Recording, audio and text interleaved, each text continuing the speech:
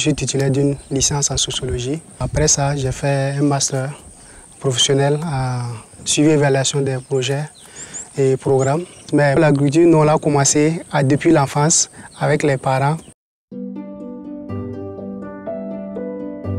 L'exploitation, il y a vraiment une diversité de cultures. Il y a une partie vraiment où on fait spécifiquement la production végétale, une partie qui est réservée à la production animale.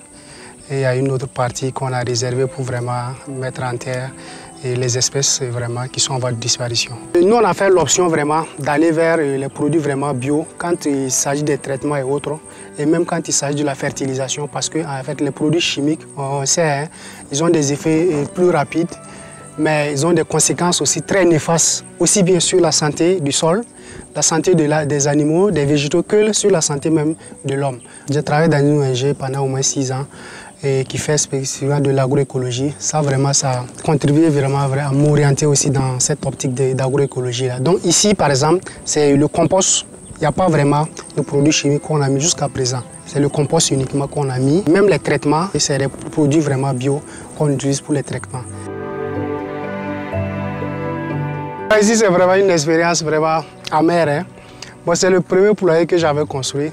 Bon, j'étais allé dans une perspective de faire vraiment un local définitif. Donc, on a mis tous les moyens. Et malheureusement, en début de campagne, on est venu un matin trouver que le vent a vraiment tout décoiffé. Et à la suite de ça aussi, les murs se sont effondrés. Tout frais inclus, c'est autour de 2 millions qu'on a mis. Parce que rien que la toiture même, c'était autour de 600 000 comme ça. On rentre à la maison, on se cache pour pleurer. Après on se console, se disant que bon, c'est toujours comme ça. Une chose est d'échouer, l'autre est vraiment de savoir se relever puis vraiment avoir le courage de continuer, quoi. C'est quelqu'un depuis l'enfance, depuis son école primaire.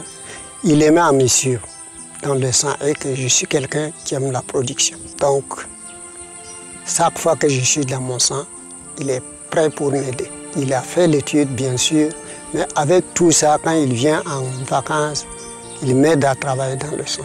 L'activité agricole me plaît parce que moi aussi, j'ai trouvé le goût dedans. Hein. Bon, comme ça fait des années aussi, le vieux pratiquait ça à l'époque, donc je l'aidais en ce moment, au moment où le frère n'était pas présent à Fada. De plus en plus, les jeunes s'orientent vraiment vers l'agriculture. C'est avant vraiment qu'on laissait ça aux gens d'un certain âge, mais maintenant, de plus en plus, les jeunes s'orientent vers l'agriculture. Hein, parce que comme le disent certains, la terre, ça ne ment pas. Quand on investit vraiment, on récolte. L'ambition, c'est de faire vraiment un centre de formation en entrepreneuriat agricole des jeunes. Donc vraiment un espace que j'ai déjà délimité pour ça. S'il y a les moyens, c'est de construire les infrastructures, une salle de formation avec des logements où on peut vraiment accueillir des jeunes et les dispenser une formation et de telle sorte qu'après ça, ils puissent vraiment s'engager avec tous les rudiments nécessaires dans l'entrepreneuriat agricole.